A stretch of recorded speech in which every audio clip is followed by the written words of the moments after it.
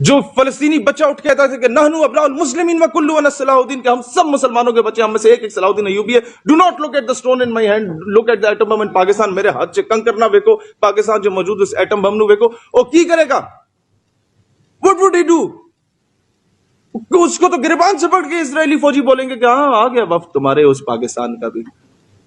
یہ آ کہیں گے نہیں جی سرکاری وفد نہیں ہے، سرکاری نہیں ہے تو پھر پکڑو نا بھائی، کس باپ کی جات سے گئے تھے؟ جی ہم لوگ اتنے بکاؤ مال نہیں ہے کہ اب کسی سے ڈر کے جو یہ بات بھی کرنا چھوڑ دیں. ہمارے پاکستان کے انٹرسٹ کی بات ہے، ہمارے نظریے کی بات ہے. قومیں بجلی، پانی، گیس یا ٹیوب ویل سے نہیں بنتی، قومیں نظریے سے بنتی ہیں، قومیں غیرت سے بنتی ہیں، اور غیرت باقی رہنا بہت ضروری. میں گریبان پکڑوں گا ایسے لوگوں کا.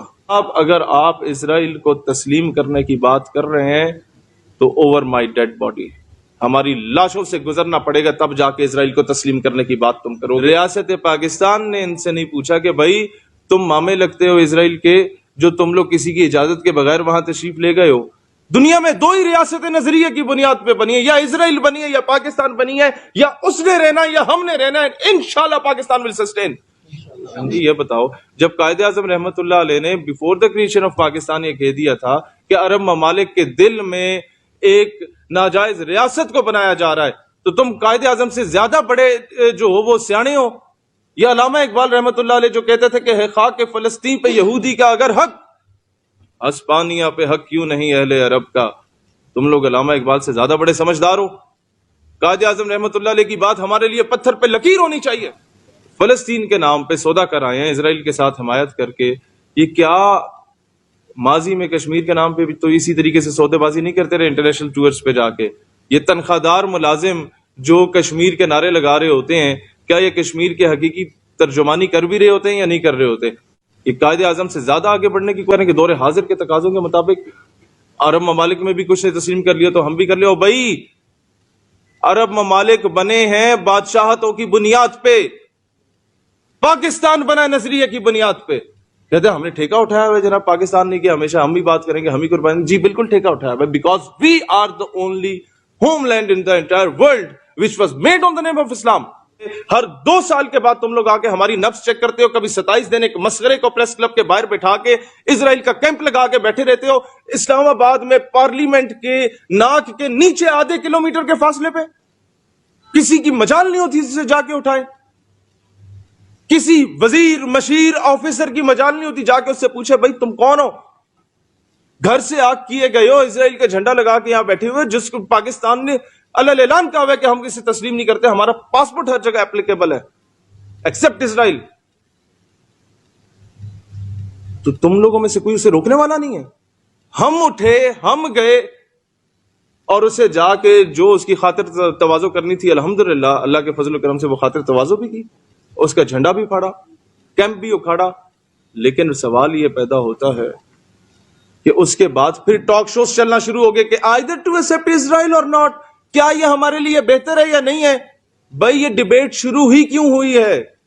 پھر کہتے ہیں جی اس بیس پہ تو ہمیں آزادی ہے، بات کرنے کی بھی آزادی ہے. تو بھئی جب تم کسی سینئر آفیسر یا وزیر اعظم یا وزیر اعلیٰ کے بارے میں الٹی سیدھی بات نہیں کر سکتے، آزادی اظہار رائے کے باوجود تم گرفتار ہو جاتے ہو، تو فلسطینیوں کے زخموں پر نمک چھڑک کے ان کے خون کا سودا کر کے بیت المقدس، مسجد الاقصی اور فلسطین قبلہ اول اس کا سودا کر کے تم لوگ بات کرو آ کے بڑے بڑے چینلز پہ بیٹھ کے، تو تمہیں آزادی اظہار رائے ہوگی. سوری، یہ قوم تمہیں اس چیز کی اجازت نہیں دے گی کہ تم OIC بنی کس لیے تھی بھائی؟ اس کے اجلاس کیوں ہوتے ہیں؟ بنی یا کشمیر کے لیے، فلسطین کے لیے، دونوں چیزوں پہ سمجھوتے ہونا شروع ہو گئے. یاسین ملک کی بنیاد پہ 2 پریس کانفرنسیں کر کے اس کے بعد جناب خاموشی سے بیٹھ گئے. ماضی میں جو آرٹیکلز وہاں پر امپوز ہوئے اس پہ کوئی کچھ نہیں ہو رہا. 70 سالوں سے وہی انگریزوں کے بوٹ پالشی ہمارے اوپر قابض رہے ہیں. پارٹیاں تبدیل کر کر کے پہلے ایک وڈیرا جاگیردار نواب، پھر اس کا پتر، پھر اس کا پتر، پھر اس کا پتر، وہی آگے بیچ رہے ہیں. پہلے ان کے پیو دادوں نے پاکستان کے خلاف مودی سے وہ کیا کہتے ہیں کانگریس سرکار کی حمایت کی تھی. پاکستان بننے کے بعد سارے آگے قائد اعظم رحمت اللہ قدموں میں بیٹھ کے ہمیں معاف کر دو بابا.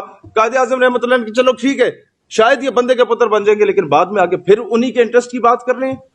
1857 اور 1920 میں مسلمانوں کے ساتھ بغاوت کرنے والے، ہمارے ساتھ غداریاں کرنے والے، ہمارے جتنے بھی انٹرسٹ ایک ایک مجاہد کی مخبری کرنے پہ ان لوگوں کو 20-20 روپیہ ملا کرتا تھا اور کہا کرتا تھا کہ جی اگر تم نے ایک مجاہد کی مخبری کر دی اور اسے ہم نے مار دیا انگریزوں نے تو اس کی ساری جائیداد تمہیں ٹرانسفر کر دی جائے گی. ایسے لوگوں کی اولادیں ہمارے اوپر جب تک قابض رہیں گی تب تک پھر اسرائیل کو تسلیم کرنے کی باتیں ہوتی رہیں گی. لیکن پھر بھی ہم بتاتے ہیں کہ ہم لوگ غازیوں اور شہیدوں کی سرزمین سے تعلق رکھنے والے ہیں. میں پہلے بھی اپنے گاؤں سے اٹھ کے ادھر آیا تھا اور اس جھنڈے کو اکھاڑا تھا. میرے خون میں یہ تربیت ہے.